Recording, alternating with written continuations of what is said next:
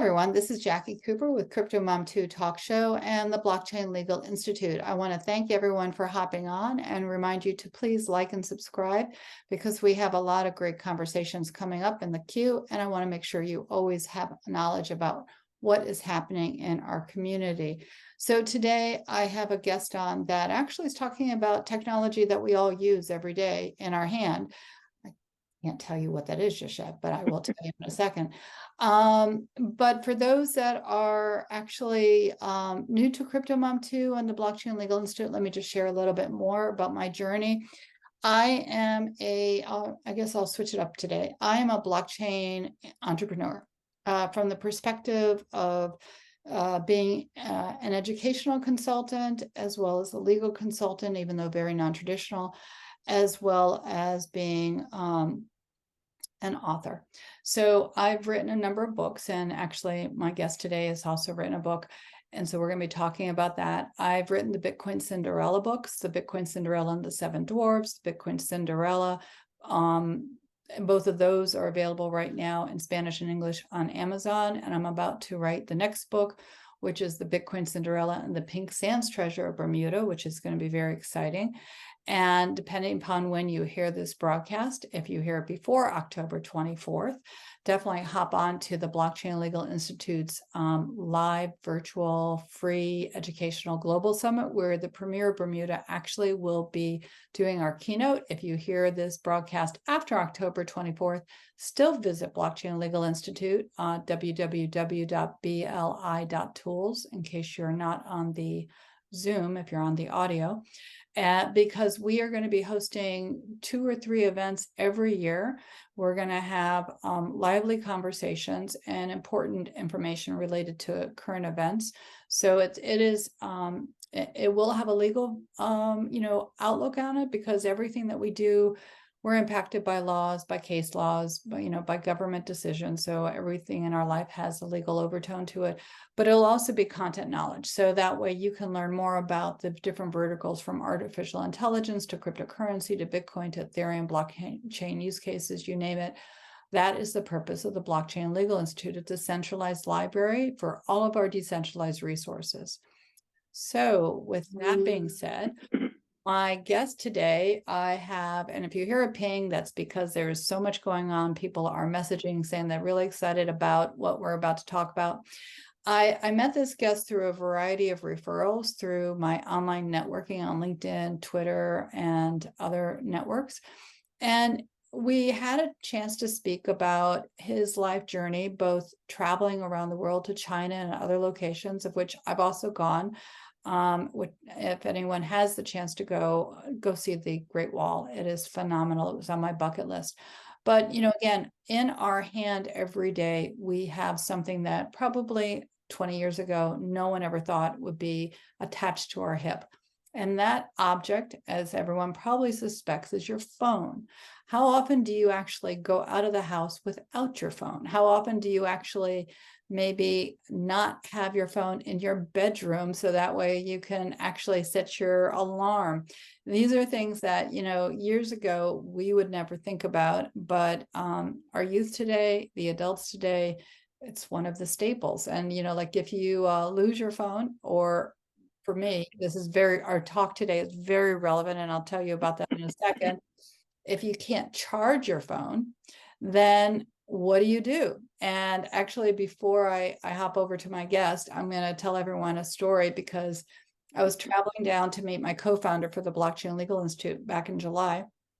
I accidentally dropped my phone in water. Now, I do have a protective case, but, like many people, you kind of take the little tab out because it's hard to kind of put the little wire in. So when I dropped it in, that was the thing that got the phone wet. So I had to dry the phone, and I didn't have any of the wireless chargers with me. At that point, I didn't see a need. Now I totally understand the need. And so for about, I'd say 7 hours of traveling, I was at the mercy and the graciousness of other travelers when I had to make phone calls out, because obviously my phone was dead. So I wasn't able to travel with a phone. I didn't have my co-founder's phone number memorized, because how often do we memorize numbers now? And I didn't have his address. to visit. But luckily I had my iPad, so I could, everything was mirrored on that. But again, we don't always realize the importance of charging our phone or having the backup tools to charge or the accessibility.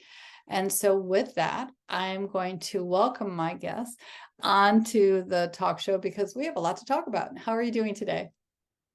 Good, Jackie. Thank you for having me today. Really, really excited to talk about the product that we have. And yeah, you gave a really great introduction, probably better than what I could have. Thank you.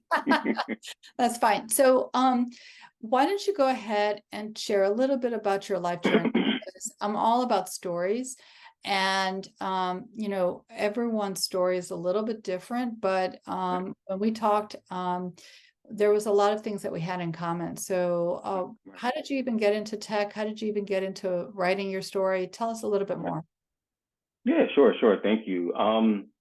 To go back a couple of years, so originally, I'm from New Jersey, but I ended up getting into education in like my mid 20s. And so I did Teach for America, AmeriCorps, if folks heard of that. And I ended up moving to North Carolina, which, to be honest, wasn't my first choice. I wanted to stay in my area somewhere. So, like New Jersey or Philadelphia. But I loved it. I actually enjoyed it. I taught down there for a little while, and then I ended up getting an opportunity to go to China to teach. Always wanted to go to China. Really, really interested in their culture, even as like a young kid. And when I got the opportunity, I just couldn't really say no to it. I almost thought it wasn't real, and they were just like, "No, we'll help you with your passport, get your flight over here." And so I ended up going over there from 2018 to about 2021, the end of 2021. But while I was over there, just to connect it to what I'm doing now, um, specifically in Shanghai, I used to always see these charging stations. So if you go to a restaurant, if you're going to like maybe a museum or like a cafe, they would always have like these little phone charging stations. And I never really saw one before. And I'm like, well, what is this? And so you would maybe scan a code and you would use it. And then you could essentially take it back to any, charging station that you see. And so it was super convenient. It was even to the point where they would just be in the streets sometimes. Like you would just be like a tower of phone chargers in the street. And so when I came home, it just stuck in my mind. It just really stuck in my mind. I'm like, man, it's such a cool idea. It's so useful, especially if folks are on the go. If they need that charger, their phone's dying, a situation like kind of what happened to you. And so I was like, let me reach out and see if I could find anybody who um, invested in it. And I ended up connecting with Brick, who they're a Swedish company. And so we ended up chatting and talking about connections. The owner actually lived in Shanghai as well. And that's where he got the idea from. And so just really all of these connections. And so I made my initial investment last August of 2022, which was the smaller stations. And I know we'll show them a little bit later. And so that's how I kind of got into it. And it just really led me to just thinking outside the box.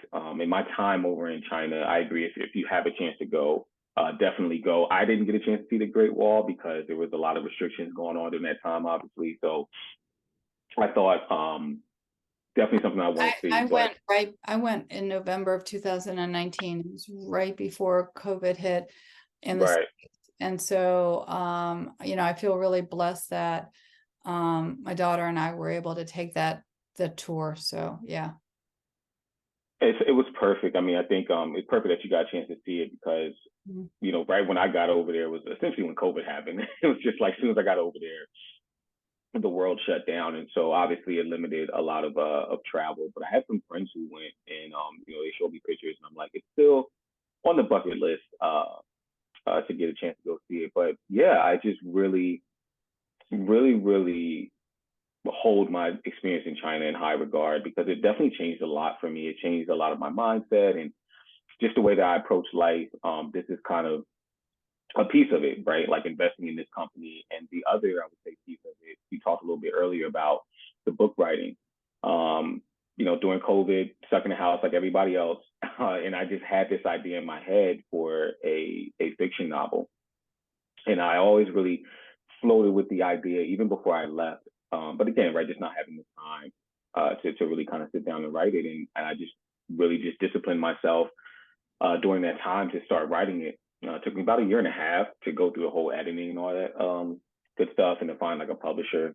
But yeah, we got it published in October of 2022 on Amazon. So it's called The Treaty of I, the Genesis, and just kind of follows a young man. I kind of based it a little bit off of my own story, but obviously I put it into like a fictional world. But just follows the story of a young man who is a teacher in America and actually goes overseas to teach and to kind of find a new adventure. So he goes on his own, I guess you could say, hero's journey, if you will, and it just follows him from there. So yeah. Neat. That's neat. So I'm going to share screen now so we can talk a little bit about the brick side, because and for everyone who's listening, you know, all of the contact information and the links for both the book as well as the brick will be embedded in the blog below. So don't worry about not having access to you know, writing things down, because I know sometimes people listen to this as you drive, Right. and I want to make sure that you're safe. So so we have the face of the brick. Now, you know, one of the things that you and I talked about is the idea that, like, my phone died and I ended up having to go to Walmart to get a charger, but then in the you know, in the airport, you have to find a plug. So Right. it's not always very convenient, especially if you're walking around and everyone else has plugged in. So Right. to be able to have a portable charger that is already available, I'm going to kind of scroll on down. So for those that are on the audio side, definitely hop on over. I'm going to end up going to, here we go, the brick station. So Right. explain the concept of, you know, to me as an international traveler, I like the idea that if you're traveling, I guess my question to everyone who's listening, I try to pack light. My daughter and I, when we travel, we usually do a roll-on, a rollie with a backpack. You know, you kind of get it down to a science, but there might be certain trips you have to do a carry-on. But I'm realizing these days that a lot of the weight in my backpack is the chargers that I have to carry, all the various wires and stuff like that. So, and if I forget something, you know, my mindset is, okay, if I forget something, I might buy it. But the thing is that it's not always available for purchase.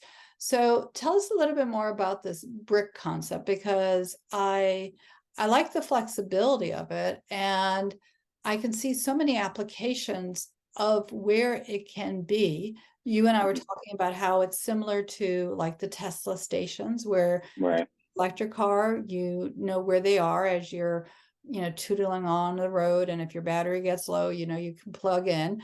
Or the bikes, you know, in neighborhoods where if you don't want to own a bike, but you just want to use it for a short excursion. So tell us a little bit more about this. Yeah.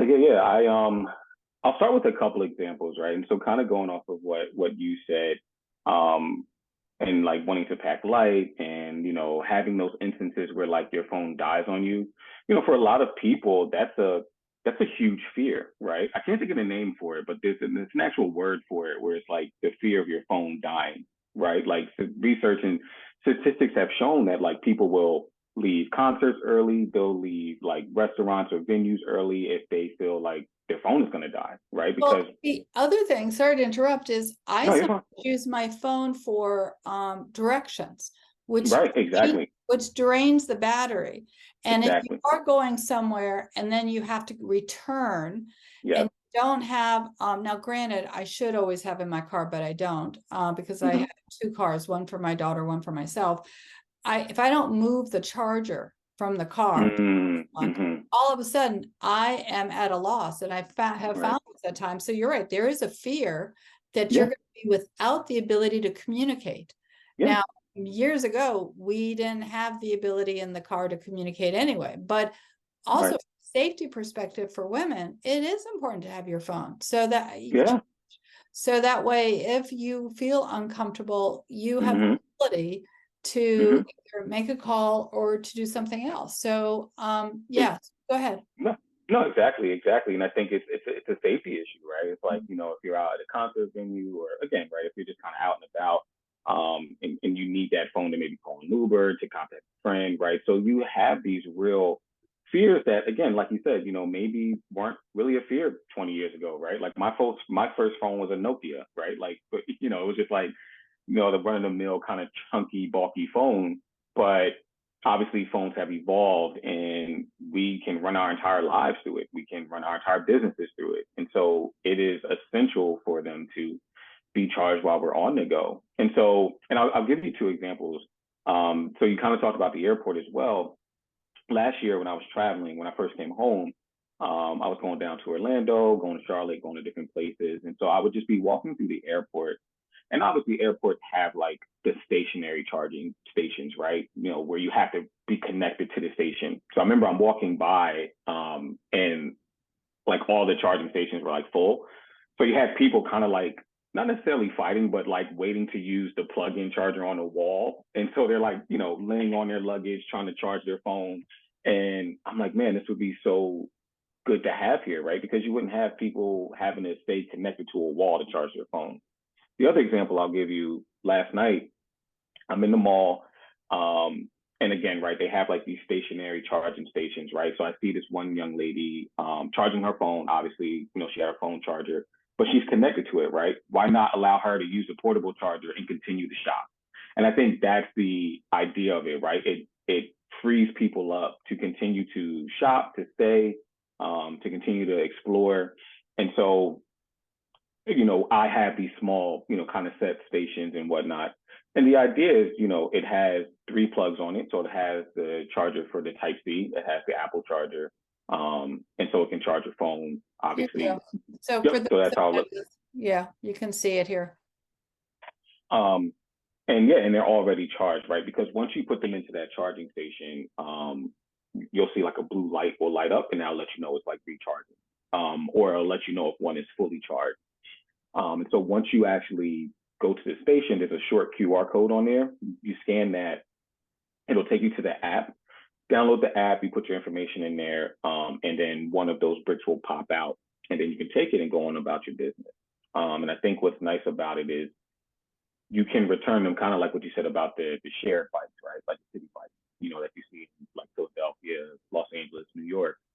You don't have to return them to the same station, right? So if you're maybe traveling or if you're going to maybe another restaurant, you can return them to that different station and still go on and do what you got to do. So if people wanted to contact you to get access to bricks, I know that you're still developing a network of where they are, but how Right. would people contact you? Yeah, you can. I can give you I have a work kind of Google number that folks can contact me, so I can give you that. Okay. And you can also just reach out to me on Instagram. I can put my Instagram and or I can give it to you, and maybe we can put it in the upload. We'll put it, But yeah, we'll definitely put it in the upload. So, and then we'll also include the website. Is that yeah, that people, okay. So for those that are listening on the audio or the visual, definitely hop over to the YouTube and definitely like and subscribe. You'll definitely be able to reach and obtain information about the brick and also about the book. right. Any last minute thoughts that you'd like to share? No, just thank you for having me on. Hopefully, we get this thing, kind of going here because I do think it is very useful for folks as our lives continue to get a little bit more connected to our phone and we're out again after the pandemic. And so, just contact me if you guys have any questions or if you guys maybe see a need for it anywhere. Malls, college campuses, libraries was another place we were thinking.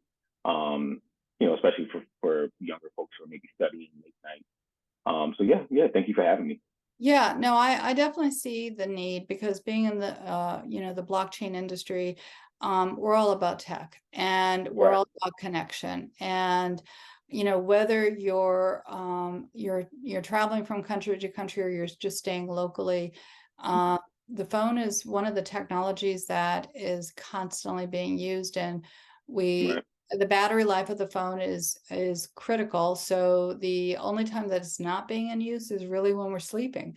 So, from the perspective that if we leave our house without an extra charger, it's nice to know that in our community there are extra chargers, so that way we can still communicate. Because the other problem that I see is, now I went overseas recently to Bermuda and I took a picture, which was kind of funny, but there was a phone booth, a legit phone booth there. Wow. And in the UK, sometimes you can find phone booths as well.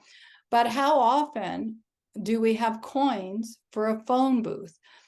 These days, if you want to call someone, you're doing it on your cell phone. And if your phone is dead, you really have to then rely on the kindness of strangers to say, can I make a call?